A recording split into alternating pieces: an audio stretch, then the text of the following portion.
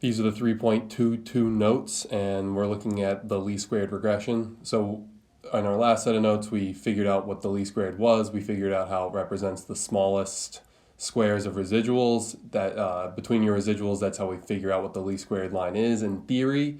Today we're going to look at easier mathematical ways that we can create our own least squared lines if we know certain points of data.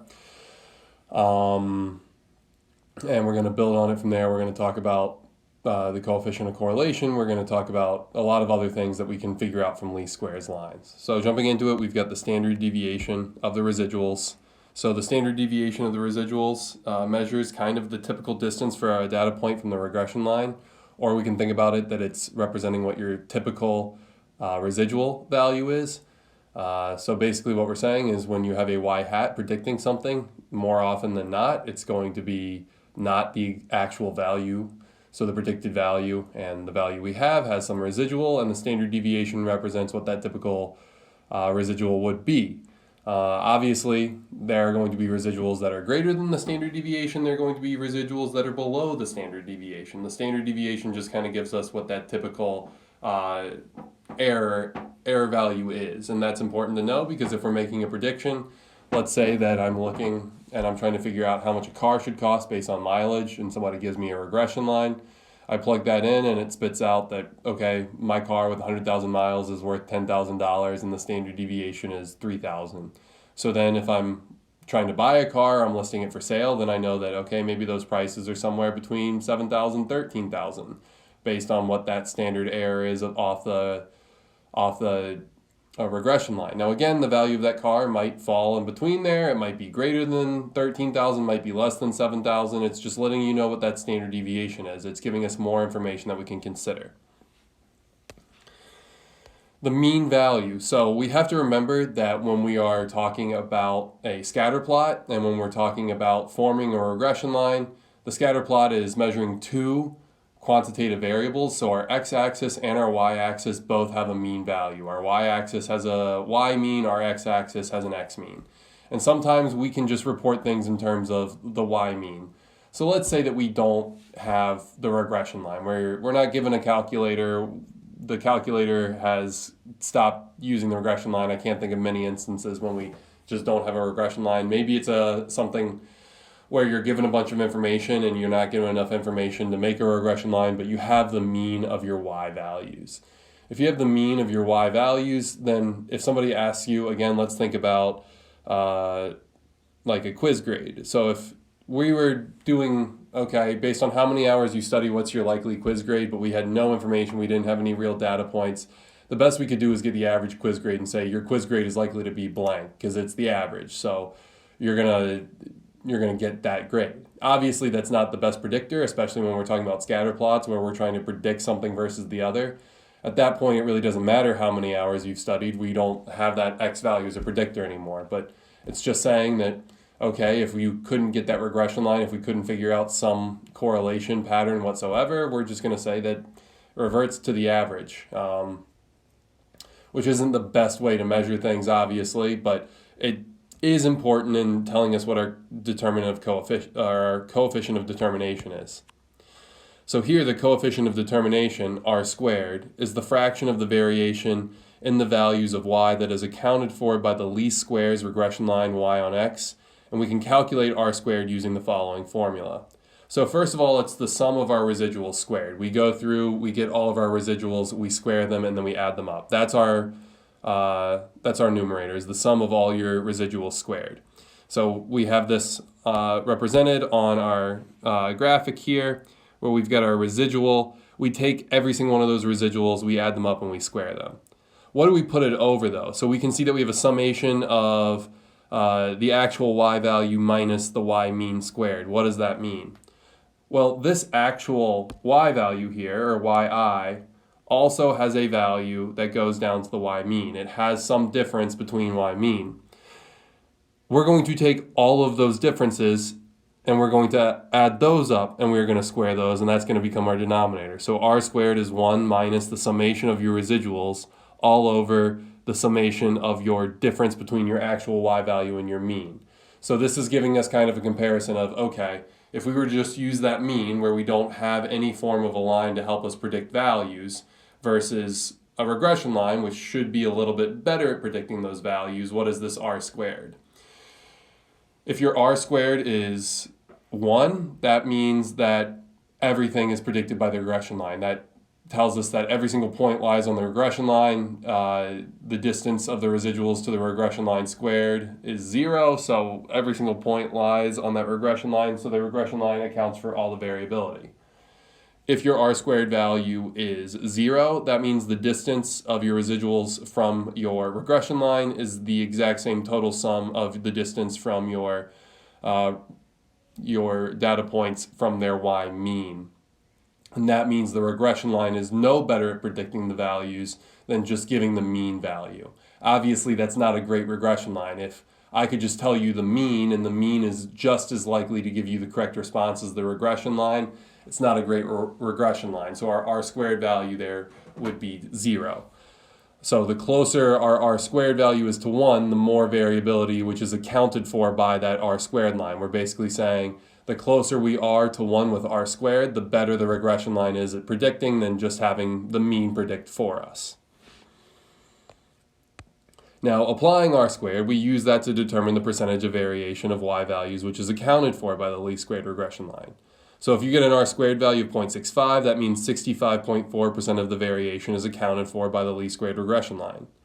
If every point on if every point was on the regression line, the r squared value would be 1, or 100% of the variation could be accounted for. If the residuals were the same as y minus y squared, then r squared would equal 0, and no variation would be accounted for by the line. So that's what I said in that last one. That's just giving you a little bit more of that mathematical example. So again, if the sum of your residual squared is the same as the sum of your data points minus the mean squared, that gives you the same number, which is 1. 1 minus 1 is 0. You have 0% of the data accounted for, or variability accounted for by that regression line. It's not a really good regression line. All right, so now we're given some information on how to calculate the least squared regression line. So this is something we can do. We don't have to go through and draw a bunch of lines and then figure out. We had that one homework problem where you had to go through, you had to figure out what your residuals were, then you had to square your residuals, you had to figure out which line matched up better as a regression line based on the square of the residuals. Now we have a much more direct method of getting a least squared regression line. This is something that we can calculate as long as we have the data points. If we have all the data points, we know their exact value, we'll always be able to calculate a regression line. So with that, remember the least squared regression line formula is y hat, or the expected y value, is equal to a plus bx. So the slope of that line b is going to be determined off of r is equal to the standard deviation of y over the standard deviation of x. So that means that we take all our y values, we get their mean, we get the standard deviation, and we place the standard deviation of y divided by the standard deviation of x and multiply it by our r value, our correlation value, which we found in 3.1. We started figuring out that, and that gives us our slope. To figure out what our y-intercept is, what we have to remember is that with this, every regression line is going to go through the point x mean, y mean, and the computer does not have an x mean symbol, which is kind of dumb. It has a y mean symbol, but not an x mean symbol, so that's x mean. So it always passes through the point, the mean of x, the mean of y. So whatever point is your mean for x, it will pass through. Whatever point is your mean for y, it will pass through. So we can predict our y-intercept, our a value, off of knowing that we've got that point, and then I can plug in my slope and solve for a. It's just like with a y equals mx plus b equation. If you had a point and you had your slope, you could solve for b. We're doing the exact same thing here. We know that a regression line will always go through that point. It always goes to the point mean of x, mean of y, so that's the point we will always use. And then we will subtract the slope times that. So if you're given 5 data points, if you're given the mean of y and the standard deviation of y, the mean of x and the standard deviation of x, as well as the r value, we can create a regression line.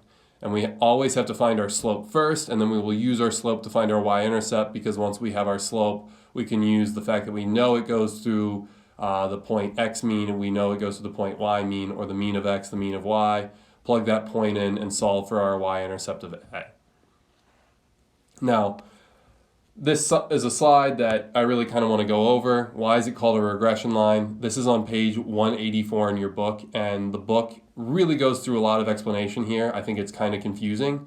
I think I read this page 4 or 5 times to make sure I fully understood it, and I'm really good at math, so this is something that I don't think that they explain it super well in the book, so I kind of want to help out here. So basically, why is it called a regression line? If b, or if our slope is equal to r times s of y over s of x. So if our slope is equal to r times s of y over s of x, or our standard deviation of y over the standard deviation of x.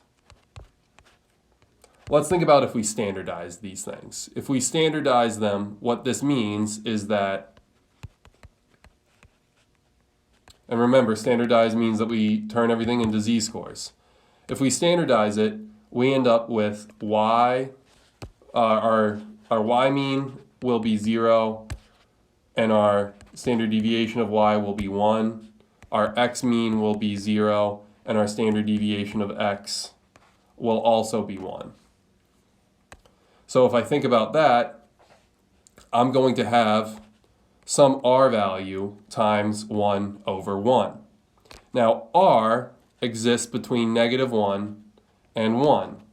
And -1 and 1 for r only exist if they're perfectly linear. So these only represent perfectly linear relationships. And we rarely have perfectly linear relationships. We're talking about data points that occur off of the line. Anytime, once we have one data point that's not perfectly linear, our r value is going to drop to be some fractional value between 1 and -1. So basically now what we're saying is we've got our standard deviations of 1 multiplied by some decimal point which is less than 1. Now when I apply this in terms of math, we have to remember how we multiply fractions. We've got r over 1 times 1 over 1 for our standard deviation of y over our standard deviation of x, which means that we have r times 1 over 1 for our standard deviation of x, standard deviation of y. What this means is that our y values, if I change my standard deviation of x by 1 in a standardized term, if I move to the right or left 1 standard deviation of x, I'm only going to move r times the 1 standard deviation of y. And most times r is less than 1. R is almost always less than 1 unless it's a perfectly linear relationship. So we always get some fraction or we always get some decimal point less than 1 for r. Not always, but 99.9% of the time. And then what that means is as my standard deviation of x changes, my standard deviation of y does not change as fast. So if I move 1 standard deviation to the right of x, I'm going to move less than 1 standard deviation of y up. If I move to the left 1 standard deviation of x, I'll move less than 1 standard deviation of y down in the case of a positive correlation, and it will be flip-flopped with a negative correlation. This is what we say with a regression line, because we're saying that it regresses to the mean. As your x value grows, your y value still tends to stay closer to its mean value. So the standard deviations of x will always increase at a rate faster than the standard deviations of y. So we call it a regression line, because your y values are regressing to that mean. And that's what that means. I realize that that's kind of it's still a weird explanation. I'll probably talk about this in class more. But I want to give you the basics of the look of that. I want to kind of explain the mathematical reasoning, why we call it a regression line. What does it mean to say that these y values that are response variables tend to regress to the mean based on our explanatory variables? Again, that's a lot being based on standardizing the least squares line. So if we standardize the least squares line, 2 things will happen. One, the point on the graph, which is your x mean, y mean, it will revert to 0, 0. Because again, when we think about standardizing, we've created z-scores for everything, so our mean of x and our mean of y both move to 0. And if our regression line always moves to the point x of the mean of x, the mean of y, then we're always going to have the point 0, 0 on a standardized least squared regression line. And then since our standard deviation of y and our standard deviation of x is 1, that means our slope is just going to become whatever your r value is. And since our y-intercept is 0, 0, we don't have to plug that in. The equation for a standardized regression line is always just going to be the point. The expected y value is going to be equal to r times x. So basically whatever that means is once you've standardized your regression line, once you've standardized both your x and y values, your y z-score is just going to be the correlation multiplied by your x z-score. That's all it is. Correlation and regression facts. So the distinction between explanatory and response variables is important in regression. Least squared regression makes the distances from a regression line small in terms of x to y. So switching x and y has an impact on the regression line. Since we're trying to minimize how far our y value is from the regression line, the fact that the residuals are based on the y value, not the x value. If we switch those x and y's, that's going to change our regression line. It's going to shift to make sure that the y values are close to it. Now this doesn't change the correlation value. The correlation value is still going to be the exact same based on x or y, but the regression line will, because correlation is just looking at how linear they are, while the correlation or the regression line is actually based on some distances between points. Correlation and regression lines only describe linear relationships, so again, we can't, if we've got a quadratic or an exponential relationship and we've got a regression line trying to model it, it's not going to do it justice, it's not going to work for us. And correlation and least squared regression lines are not resistant. And this shouldn't be surprising.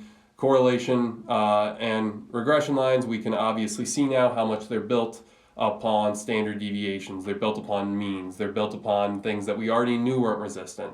If we're basing something on an already non-resistant measure, it shouldn't come as a shock that that measure itself shouldn't be resistant as well. Now, there are outliers and influential points, and there's two types of outliers in a scatter plot. We can either have an outlier in the y direction or an outlier in the x direction. An outlier in the y direction means that its x values are close to the other x values which we're observing, but the y value does not line up with the y values the other x's are giving us. An outlier in the x direction means that we've got an explanatory variable that's either way lower than all of our other explanatory variables or way higher than all of our other explanatory variables. They're really far to the right or left of all the other data points, where our y outliers are very high or low compared to all of our other data points. An observation that is influential, we consider an influential point a point that massively changes the regression line. So if we take it away, the regression line is severely altered. Just because a line is an outlier or a point is an outlier doesn't make it influential per se. So we can have an outlier, and yes, that outlier is going to have an impact on the regression line, but if that impact is minor, if our regression line has pretty much still the same slope, it's basically the same slope, basically the same y-intercept, we're just changing it by small numbers, then it's not influential, it's just an outlier. If it's an outlier and influential, if once we take out that point, we have a really, really aggressive change in what our regression line looks like. That graphic on page 189 does a really, really good example of seeing the difference between an outlier and an influential point, where we can see when we take out that outlier based on y, our regression line only changes a little bit. It's got basically the same y-intercept and the slopes start to divert some. But once we take out that x outlier, then our regression line changes a ridiculous amount. We've got a completely different y-intercept.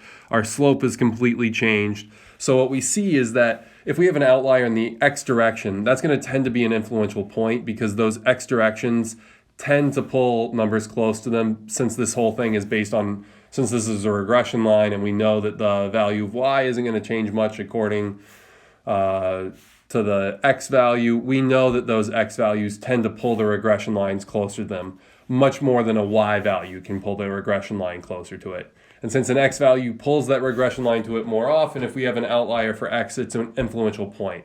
It has a very strong impact on what that regression line looks like, where if we just change our y value does have some influence, but not enough that we'd call it an influential point. Finally, association and causation. And remember this is just like correlation. Just because we have two things that are associated with each other, just because we have things that are correlated with each other, it doesn't prove causation. There's a ton of things that are correlated. There are a ton of things that are associated that are just completely random. They're not behaving according to actual relationships. They don't have any influence on each other. They're not causal relationships. There are some that are, and we can find those examples all we want, but that's not the norm. Most associations are probably random. Again, there are associations that are causations, but when we're looking at things, just because we have things that are associated doesn't mean that it's caused, that they're caused by each other. All right, you guys have a homework assignment tonight.